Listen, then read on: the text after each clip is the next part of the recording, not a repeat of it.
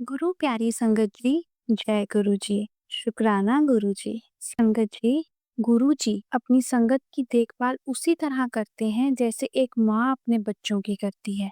माँ कभी ये नहीं देखती कि बच्चा कितना योग्य है, बस यही देखती है कि बच्चा उसका है। ठीक वैसे ही गुरु जी भी हमारी योग्यता कभी नहीं देखते, हमारी गलतियां कभी नहीं गिनते, बस हमें अपना मानते हैं, हमारा ध्यान रखते हैं। जब बच्चा गिरता है माँ डांटती है, पर चोट से पहले उसकी गोद आगे आती है।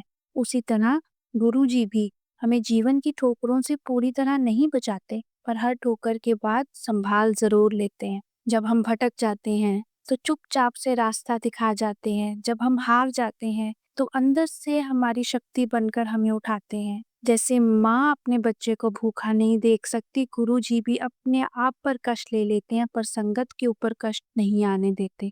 कभी कभी हमें लगता है कि गुरु जी नहीं सुन रहे, पर सच ये है संगत जी कि माँ भी हर रोने पर गोद में नहीं उठाती, कभी कभी मजबूत बनाना पड़ता है। उसी तरह से गुरु जी की भी हर चुप्पी में कृपा छुपी होती है। ऐसा ही मैं एक सत्संग gurujimaharaj.com से वृतुल बजाज जी का सुनाने जा रही हूँ। इस सत्संग के अंदर गुरुजी अलग अलग तरह से आकर उनकी मदद करते हैं। संगत जी ये कहते हैं कि मार्च 2011 में मैं गुरुजी के पास गया था।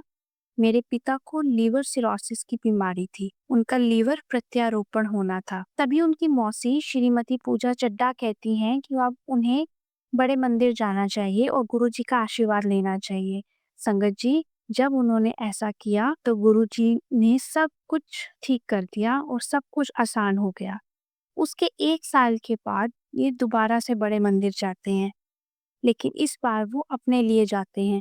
उन्होंने यूरोप के लिए वीजा अप्लाई किया हुआ था और थोड़ी सी आशंका में थे क्योंकि उनका अमेरिका का वीजा 2 बार पहले रिजेक्ट हो चुका था। उन्होंने गुरुजी से आशीर्वाद मांगा और संगत जी उनका हर काम बिना किसी रुकावट के बन गया। इन्हीं कृपाओं की वजह से धीरे धीरे जो अंकल हैं उनकी भक्ति भी बढ़ती गई और उनके साथ जुड़ाव भी। असल में उनका जुड़ाव 2015 में हुआ। उन्होंने गुरुजी के बारे में सोशल मीडिया से जाना, उनके ग्रंथ और उन पर लिखी किताबें पढ़ी। उन्होंने उन्हें दिल से प्यार किया, उनके निर्देशों का पालन किया। और ये अंकल कहते हैं कि गुरुजी के साथ मेरा संबंध दिन प्रतिदिन मजबूत होता गया। जल्द ही मैं गुरुजी के सिवा किसी और चीज के बारे में सोच भी नहीं पाता था और मुझे उनकी दिव्य उपस्थिति का अनुभव होने लगा। कई बार वो मुझे ओम के दर्शन दिखाकर अपनी प्रेजेंस फील कराते थे और एक बार मेरे कमरे का बल्ब 2-3 दिन तक टिमटिमाता रहा। मुझे लगा कि वो खराब हो गया है, लेकिन ऐसा नहीं था, ये गुरुजी की उपस्थिति का संकेत था। और कई बार जैसे उनके फ्रिज के ऊपर तितली दिख जाती थी उनको, वो यही सोचते थे कि सारे दरवाजे खिड़कियां बंद हैं, ये तितली यहाँ कैसे आई। किताबों के माध्यम से भी गुरुजी के साथ जुड़ाव महसूस किया। एक दिन वो ज्योतिका मेहता की किताब माई स्पिरिचुअल जर्नी विद गुरुजी पढ़ रही थी। ये किताब मुक्ति और शाश्वत आनंद के बारे में बताती है। किताब पढ़ने के बाद गुरुजी से उन्होंने पूछा कि क्या ये सच में ऐसा होता है। उसी रात संगत जी अंकल कहते हैं कि उन्हें एक सपना आया जिसमें उन्होंने अपने नाना जी को देखा।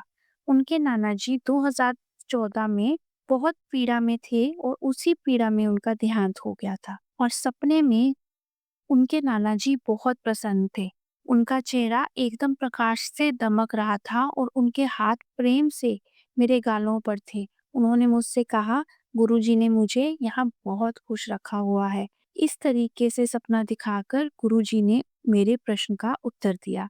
फिर संगत जी ये अंकल लिखते हैं कि नवंबर 2015 में एक शुक्रवार को मैं अपने दोस्त के साथ कार से बड़े मंदिर से घर लौट रहा था। मैं लिबर्टी सिनेमा के ठीक आगे करोल बाग के उस इलाके में था जहां सड़क आनंद पर्वत की ओर मुड़ती है। लगभग आधी रात हो चुकी थी और मेरी गाड़ी की रफ्तार लगभग 100 से 120 किलोमीटर प्रति घंटा थी। अचानक स्ट्रीट लाइटें बंद हो गई और एक आदमी मेरी कार के सामने आ गया। मेरा दिमाग सुन्न हो गया और अगले ही पल मैंने देखा कि 2 लोग बाइक पर सवार होकर मेरी कार और उस आदमी के बीच आ गए। मुझे लगा कि मुझे उस आदमी को बचाने के लिए बाईं ओर मुड़ जाना चाहिए और मैंने ऐसा ही किया और कुछ भी अप्रिय नहीं हुआ, लेकिन बाइक सवार हवा में गायब हो गए।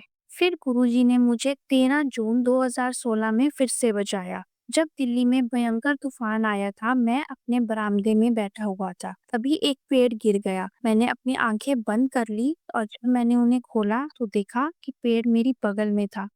कुछ शाखाएं मुझे छूकर निकल गई, लेकिन मुझे कोई दर्द महसूस नहीं हुआ। मुझे इस बात का अक्सर दुख होता था कि मैं गुरुजी के प्रत्यक्ष दर्शन नहीं कर पा रहा था, लेकिन गुरुजी ने मुझे स्पष्ट संकेत दिए कि मुझे प्रतिदिन ध्यान करना चाहिए ताकि मैं आध्यात्मिक रूप से और मजबूत होकर उनके दिव्य स्वरूप के दर्शन कर सकूं। मैं गुरुजी का पाठ कर रहा था, तभी मुझको एक स्वरूप दिखाई दिया।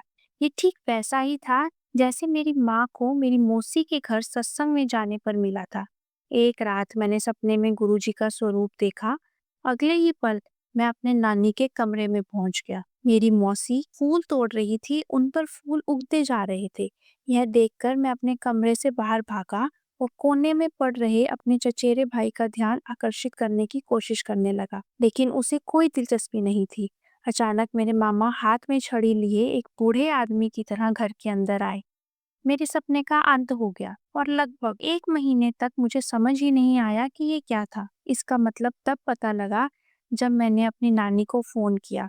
उन्होंने बताया कि मेरे मामा को वरिष्ठ नागरिकों को लंगर खिलाने की सेवा मिली है, जबकि मेरी मम्मी को वर्ष 2016 की महाशिवरात्रि के लिए भगवान शिव की प्रतिमा और समाधि को फूलों से सजाने का कार्य दिया गया है। जय गुरुजी। शुक्राना गुरुजी। संगत जी, गुरुजी की महानता का वर्णन शब्दों में नहीं किया जा सकता। गुरु और उनके भक्त का संबंध शाश्वत होता है और मानवीय तर्क से बहुत दूर। हम सोच भी नहीं सकते हैं और वो गुरुजी कर देते हैं। हमें सिर्फ 3 चीजें करनी है: एक अटूट विश्वास, एक उनके ऊपर बिना किसी शर्त का प्रेम और पूर्ण समर्पण। जय गुरुजी। शुक्राना गुरुजी।